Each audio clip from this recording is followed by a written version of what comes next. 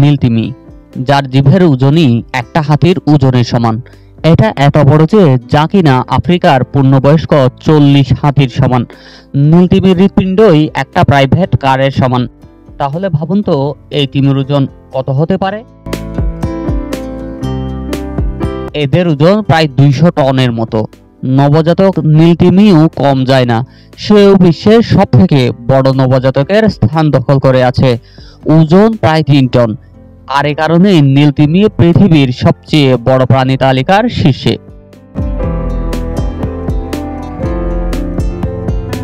নীলতিমি 80 থেকে 90 বছর পর্যন্ত বেঁচে থাকতে পারে, কিন্তু সব থেকে বয়স্ক যে নীলতিমি পাওয়া গিয়েছিল তার বয়স ছিল 110 বছর। এদের বসবাস অনেক বড় বড় মহাসাগরে। আরেকটি চমকপ্রদ বিষয় হলো এটি পৃথিবীর সবচেয়ে বড় স্তন্যপায়ী প্রাণী, যা বাচ্চাদের জন্য দুধ উৎপাদন করে থাকে। নীলতিমি সমুদ্রে থাকলেও পানিতে শ্বাস নিতে পারে না।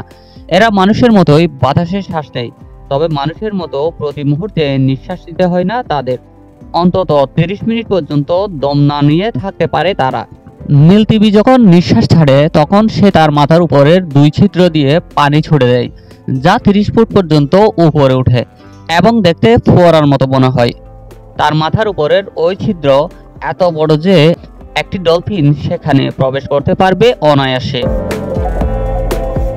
শরীর যত বড়ই হোক না কেন, নীলতিমির খাবার কিন্তু ছোট প্রাণীরাই। কাঁকড়া, গলদা চিংড়ি, ক্র্যাফিশ ও বিভিন্ন ক্রিল জাতীয় জীব এদের প্রধান খাবার। আরেকটি বিস্ময়কর তথ্য হলো এর আওয়াজ। তিমিরা নানা রকম শব্দ করে নিজেদের ভাবের আদান প্রদান করে বলে জানাচ্ছেন বিজ্ঞানীরা। বিশেষজ্ঞরা বলছেন তিমিরাও গান গায়। তাই পৃথিবীর সবচেয়ে বড় এই প্রাণী ঘিরে রহস্যের কোনো শেষ নেই। বন্ধুরা, যারা এখনো পর্যন্ত আমাদের চ্যানেলটি সাবস্ক্রাইব করেননি, সাবস্ক্রাইব প্লিজ। আর যারা ইতিমধ্যে সাবস্ক্রাইব করেছেন তাদের অসংখ্য ধন্যবাদ।